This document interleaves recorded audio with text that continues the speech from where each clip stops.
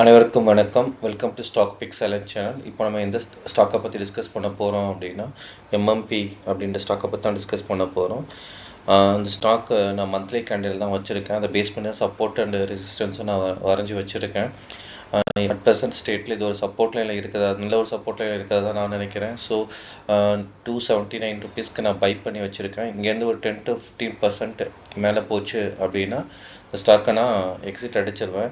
இன்னொரு ரீசன் இந்த ஸ்டாக்கை பை பண்ணுறதுக்கான ரீசன் என்ன அப்படின்னா, இவங்களோட பிஸ்னஸ் ஆக்சுவலாக என்ன பிஸ்னஸ் பண்ணுறாங்க அப்படின்னா aluminium powders and based business தான் பண்ணுறாங்க. அது யாருக்கெல்லாம் சப்ளை பண்ணுறாங்க அப்படின்னா டிஃபென்ஸ் செக்டர்ஸ்க்கு சப்ளை பண்ணுறாங்க, ரயில்வே இண்டஸ்ட்ரீஸ்க்கு சப்ளை பண்ணுறாங்க, அப்புறம் ஃபயர் ஒர்க்ஸ் இருக்கு இல்லையா, அதுக்கெலாம் கூட சப்ளை பண்ணுறாங்க. அது மட்டும் இல்லாமல் சில மைனிங் இண்டஸ்ட்ரீஸ்க்கு கூட அவங்க சப்ளை பண்ணுறாங்க. So there is a more chance for growing opportunity for this கம்பெனின்னு நான் நம்புகிறேன்.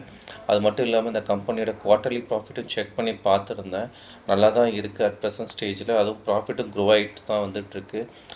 இதெல்லாம் தான் ரீசன் இந்த ஸ்டாக்கை நான் பிக் பண்ணுறதுக்கான காரணம். சப்போர்ட் அண்ட் ரெசிஸ்டன்ஸை மட்டும் பேஸ் பண்ணி எடுக்காமல் சில இன்ஃபர்மேஷன்ஸும் நான் கேதர் பண்ணி தான் இந்த ஸ்டாக்கை நான் எடுத்திருக்கேன். ஸோ இங்கேருந்து ஒரு 10 to 15% ஏறிச்சு அப்படின்னா அந்த ஸ்டாக்கை நான் எக்ஸிட் அடிச்சிடுவேன். இதுதான் இந்த ஸ்டாக்கை பற்றின என்னுடைய view. This video is purely for an educational purpose. Please do your own analysis before doing any investments. Thank you.